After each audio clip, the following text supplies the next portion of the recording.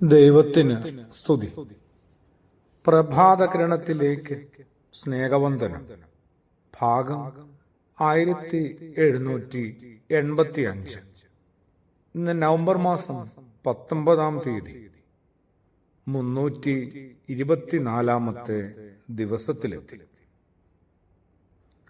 എല്ലാവരും ഈ കാലത്ത് ഒരുപാട് മിണ്ടുന്നവരാണ്. അതിങ്ങനെ അടുത്തുള്ളവരോടൊന്നും അല്ല എന്നൊരു ചെറിയ അപകടവും. എല്ലാം മിണ്ടിപ്പറയിൽ നടക്കുക ദൂരത്തുള്ളവരോട്, കാണാമറയത്തുള്ളവരോട്. എന്നിട്ട് നമ്മൾ വല്ലാതെ ശ്രദ്ധിക്കുന്നുണ്ട്, കണ്ടുമിണ്ടാനായിട്ട് ആഗ്രഹമുണ്ട്. ഡിജിറ്റൽ ലോകം എന്തുമാത്രം സൗകര്യങ്ങളാണ് ഓരോരുത്തർക്കും സ്വകാര്യതയിൽ ഒരുക്കി നൽകുന്നത്. ആവോളം നമ്മളത് ഉപയോഗിക്കുന്നുണ്ട്, അതിന്റെ മധുരം ആസ്വദിക്കുന്നുണ്ട്, നുകരുന്നുണ്ട്. അടുത്തുള്ള മനുഷ്യരെ നമ്മൾ കാണുന്നേയില്ല, പിന്നല്ലേ ഒന്ന് പരിഗണിക്കുക.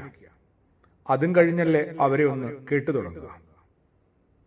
പറഞ്ഞു വരുന്നത്, സുവിശേഷം ഇങ്ങനെ അങ്ങോട്ടും ഇങ്ങോട്ടുമൊക്കെ താളുകൾ മറിച്ച് കാര്യമായിട്ടൊന്ന് വായിച്ചു പോകുന്ന ഏതൊരാൾക്കും ക്രിസ്തുയേശുവിൽ കണ്ടെത്താൻ കഴിയുന്ന വലിയൊരു മാതൃകയുണ്ട്.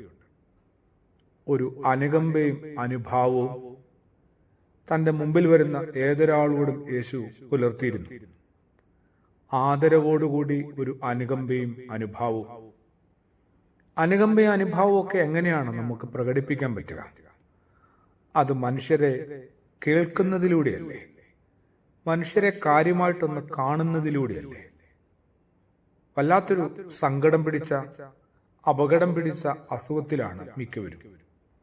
ആരെയും കാര്യമായിട്ട് കാണാനോ കേൾക്കാനോ പറ്റാത്ത വിധത്തിൽ, സാധ്യമാകാത്ത വിധത്തിൽ എല്ലാവരും എവിടെയൊക്കെയോ തിരക്കുകളിലാണ്.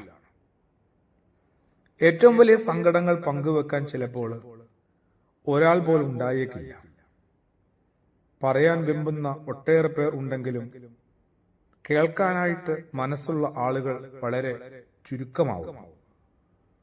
സ്വന്തം കാര്യങ്ങളുടെ തിരക്കുകൾക്കിടെ ആർക്കും കേൾവിക്കാരിന്റെ വേഷമണിയാൻ താല്പര്യമില്ല. ഞാൻ പോലും ഈ മിണ്ടുന്നത് ഒരു നിമിഷം ഒന്ന് നിർത്തിയാൽ, എന്നിട്ടൊന്ന് കാര്യമായിട്ട് ശ്രദ്ധിച്ചാൽ, അടുത്തുള്ള ആരുടെയൊക്കെയോ മൗനം മാറുന്നതും അവർ എന്നോട് എന്തെങ്കിലുമൊക്കെ മിണ്ടിത്തുടങ്ങുന്നതും എനിക്ക് അനുഭവിക്കാൻ പറ്റും. മുഖത്ത് നോക്കി നടന്നാൽ കാണാം നമ്മൾ കണ്ടെത്തുന്ന മനുഷ്യരുടെ സംസാരിക്കുന്ന കണ്ണുകൾ, വിറയ്ക്കുന്ന ചുണ്ടുകൾ. ഒന്ന് കാതുകൂർപ്പിച്ചാൽ കേൾക്കാം താളം നഷ്ടപ്പെടുന്ന അവരുടെ ഹൃദയമിടിപ്പ്, വറ്റുന്ന ഉമ്മനീരിന്റെ സ്വരവുമൊക്കെ. കുറച്ചും കൂടി നമ്മൾ യേശു മാതൃകയിൽ മനുഷ്യരെ കാണാനും കേൾക്കാനും, കുറച്ചുകൂടി അനുഭാവത്തോടും അനുകമ്പയോടും കൂടി ചേർന്ന് നിൽക്കാനും ശ്രമിക്കാവും.